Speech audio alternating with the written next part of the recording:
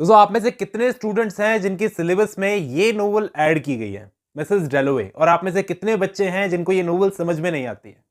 तो इस वीडियो में हम लोग इस नोवेल को ढंग से समझने की कोशिश करेंगे। इसकी जो मेन थीम्स है और क्या बैकग्राउंड है, क्या कॉन्टेक्स्ट है, इस वीडियो में समझाने की कोशिश करूंगा। शुरू करते हैं, मिलता हूं इस वीडियो के एंड में।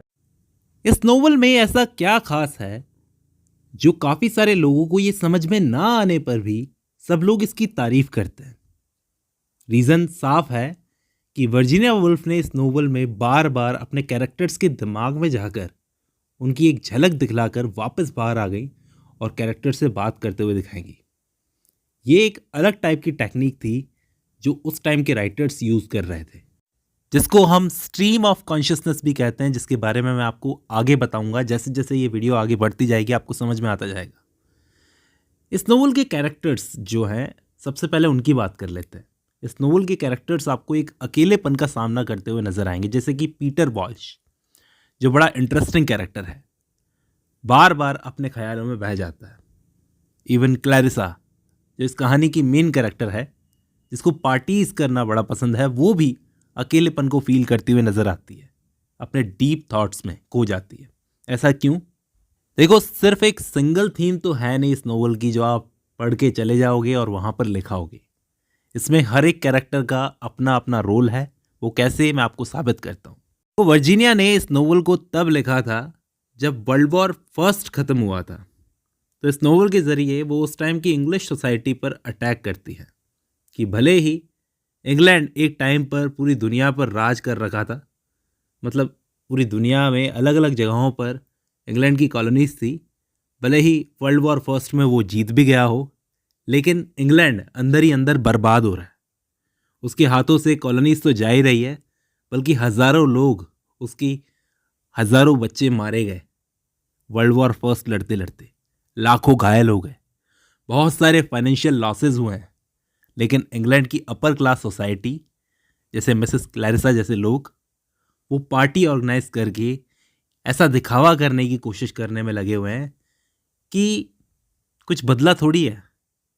We were the best, we are the best, और हम लोग बेस्ट रहेंगे भी। कुछ भी बदला नहीं है। समझ में आ रहा है आपको? इस नोवेल की अगर कहानी नहीं पढ़ी है तो पढ़ लो।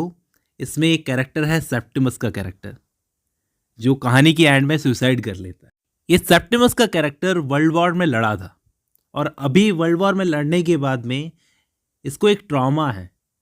उस ट्रॉमा को कहा जाता है post traumatic stress disorder, PTSD। इसको नोट कर लो। इस चीज़ से ये जूझ रहा है, लेकिन सोसाइटी इसके इस ट्रॉमा को इग्नोर कर रही है।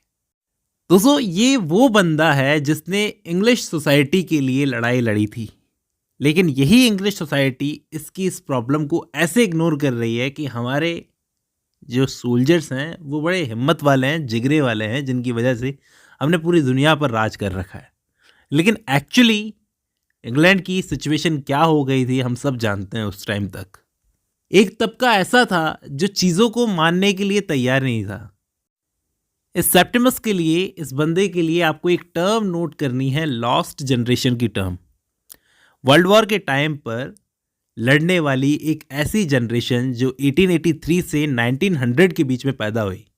यानी अगर आप मेरी भी उम्र देखोगे तो इस वक्त मैं अगर 1997 में पैदा हुआ, तो मान लो अभी अगर 100 साल बाद में वर्ल्ड वॉर चल रहा होता और इंडिया भी इस वर्ल्ड वॉर में इन्वॉल्व होता, तो मुझे भी अपनी कंट्री के लिए लड़ने जाना पड़ता।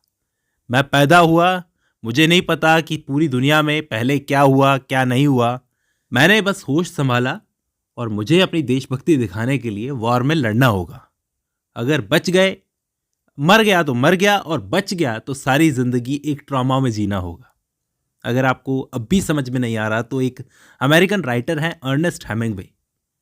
ये एक ऐसे राइटर थे जो लॉस्ट जनरेशन राइटर थे दोस्तों।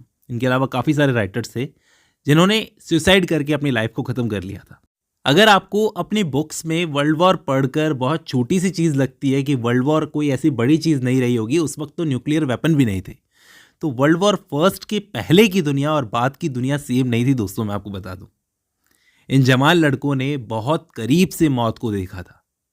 जो आइडियाज़ और वैल्यूज़ इनको वर्ल्ड वॉर फर्स्ट होने से पहले अपने बड़ों से मिले थे ना, वो आइडियाज़ अब इस दुनिया में, नई दुनिया में जो वर्ल्ड वॉर फर्स्ट के बाद में हो गई थी, रिलेवेंट नहीं थे।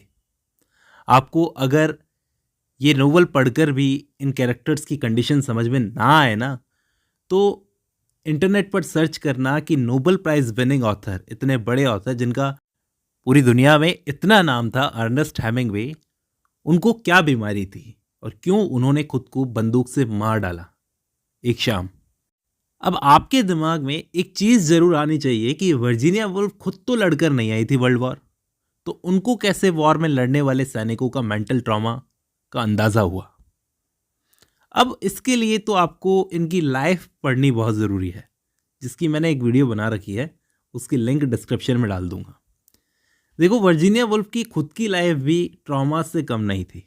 कैसे इनको ज़िंदगी में झटके मिले और कैसे इनको नर्वस ब्रेकडाउन हुआ, और इन्होंने भी किस तरह से सुसाइड कमिट की थी अपनी लाइफ की एंड में, मतलब अपनी लाइफ को किस तरह से सुसाइड करके एंड कर लिया था।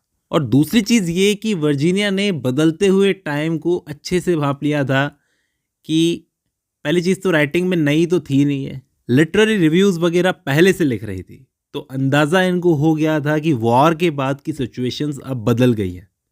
विक्टोरियंस का रियलिज्म, विक्टोरियंस जो अपना रियलिज्म दिखाते थे ना अपनी नोवेल्स के अंदर, जैसे चार्ल्स डिकेंस दिखाते थे कि एंड में सब कुछ अच्छा हो ही जाएगा, वो अब नहीं चलेगा। रियलिज्म के मायने बदल गए हैं।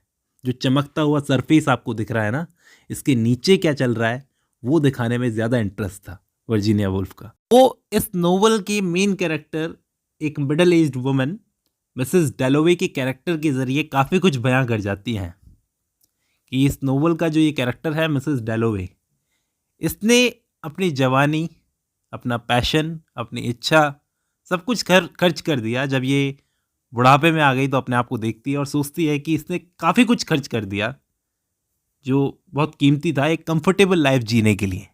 एक पॉलिटिशियन रिचर्ड डेलोवे से शादी करके इसने सब कुछ खर्च कर दिया। हालांकि ये आदमी बड़ा हार्डवर्किंग है, मेहनती है, लेकिन वाइफ के साथ कोई इमोशनल बॉन्ड नहीं है, ना कुछ शेयर करता है ना ही कुछ सुनता है।